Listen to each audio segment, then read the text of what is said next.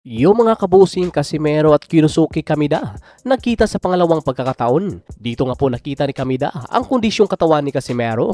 Ngayong araw ay sinagawa nga po ang photoshoot ng mga boksingerong lalaban sa October 25 at 26 sa Kyrgyzstan. Dito nga po ay nakita itong si Casimero at Kenneth Luber kung saan sanib pwersa nga po itong dalawa, dala-dala ang bandila ng Pilipinas. Samantala naman itong si Kinosuke, pinakita naman ito ang solidong katawan. Kung makikita nga po natin mga kabusing, nakunan nga po sa live ni Ryan Lugas itong sina Kinosuke at Luis Neri.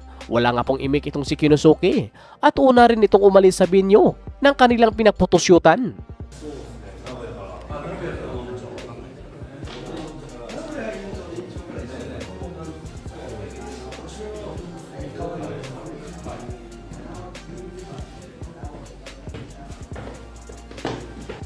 Samantala naman itong si Casimero, matapos nga po ang kanyang photoshoot ay sinabi pa nito na easy work at sinigundahan naman ito ni Kenneth Luber na pugot ulo. Pugot ulo. Easy work. Easy work. Ikaw, anong masabi mo? Pugot ulo. Pinagmamalaki rin ni Casimero ang kanyang mga sponsor dahil daw dito ay paldo na siya. Never surrender. 1 million bawat isa sponsor. Paldo na.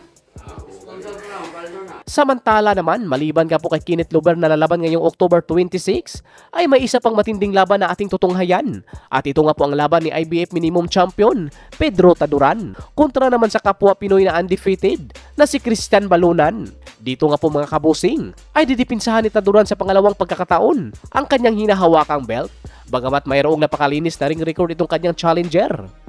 Pero pagdating naman sa experience ay di hamak na lamang itong si Taduran. Pero matindi rin itong si Balunan. Dahil sa 12 panalo nito ay 7 naman ay kanyang tinalo via knockout. Mas matangkad rin ito ni Taduran ng 2 pulgada. Kaya abangan po natin mga kabusing ang laban sa dalawa nating kababayan.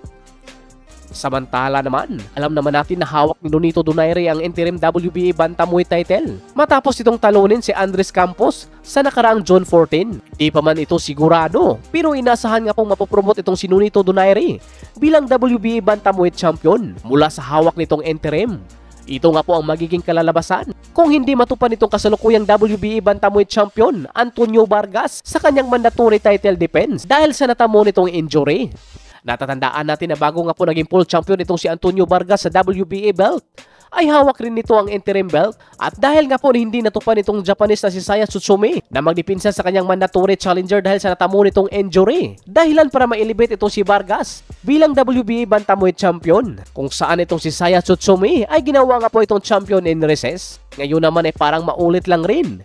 Dahil kung hindi magawang mag-title defense itong si Vargas, ay ma-elevate naman itong si Donaire bilang full champion sa WBA Bantamweight title. At ang rumor naman na makakalaban nito ay itong Japanese na si Saya Tsutsumi sa darating na December 17 sa Japan. Ano sa tingin nyo dito mga kabusing? Kung totoo man ito, mayroon na tayong 3 world champion sa bansang Pilipinas.